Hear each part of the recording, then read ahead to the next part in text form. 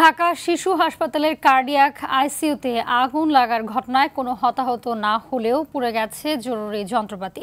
Fire সার্ভিসের ধারণা AC বিস্ফোরণ থেকেই আগুনের সূত্রপাত। এই ঘটনায় 5 সদস্যের তদন্ত কমিটি 3 দিনের মধ্যে প্রতিবেদন জমা দেবে। এদিকে হাসপাতাল পরিদর্শন করে দ্রুত সময়ের মধ্যে ইউনিটটি সচল করার আশ্বাস দিয়েছেন স্বাস্থ্য প্রতিমন্ত্রী ডাক্তার রোকেয়া সুলতানা। বিস্তারিত সুমন তানভীরের রিপোর্টে।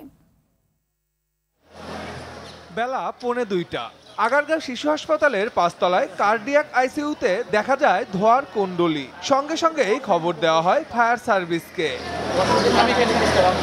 তবে এর আগেই ওই ইউনিটে থাকা 7 রোগীকে সুস্থভাবেই স্থানান্তর করে হাসপাতাল কর্তৃপক্ষ। তবে বেশিরভাগ সংকটাপন্ন শিশু হয় চাহিদা অনুযায়ী।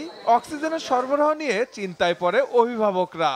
অনেকে আবার আতঙ্কে নিচে এসে আশ্রয় নেয়। আমি একটু এই সাইডে ছিলাম, তখন বাইরে বাচ্চা বার করতেছে, কইতেছে বাইরে আগুন লাগছে কই আমি ভিতর ঢুকে দেওয়া হয়েছে ভিতরে আগুন। একজন নার্স এসে বললো যে আমি বাইরে শুয়ে রয়েছি, যে আগুন লাগছে। অ্যাট ফার্স্ট আমি আমার পরিবার নামায় আনছি।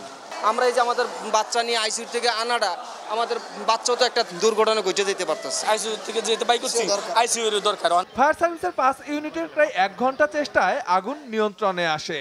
তবে ততক্ষণে সব শেষ। ফায়ার সার্ভিসের ধারণা এসি বিস্ফোরণ থেকে হয়েছে আগুনের সূত্রপাত। তবে হাসপাতালটির পরিচালক জানান তদন্ত কমিটির রিপোর্ট পেলেই জানা যাবে প্রকৃত ঘটনা। আমরা 5 সদস্যের একটা তদন্ত কমিটি গঠন করে ফেলেছি এবং এই কার্ডিয়াক ইউনিটের হেড করে আমরা এই তদন্ত কমিটিটা গঠন করেছি এবং ওরা 3 দিনের ভিতরে আমাদেরকে একটা রিপোর্ট দেবে।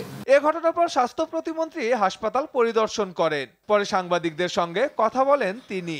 সবকটা পেশেন্ট যেহেতু কার্ডিয়াক আইসিইউ সবগুলি কার্ডিয়াক হাসপাতালে পাঠানো হয়েছে, ওখানে আমি খবর নিয়েছি, পেশেন্ট সবাই ভালো আছে। আমি আপনাদের এখানে ব্রিফ করার জন্য বসেছি, নইলে আপনারা না থাকলে আমি সরাসরি ওখানেই চলে যাই। দ্রুত সময়ের মধ্যে ইউনিটটি সচল করার আশ্বাস দেন প্রতিমন্ত্রী।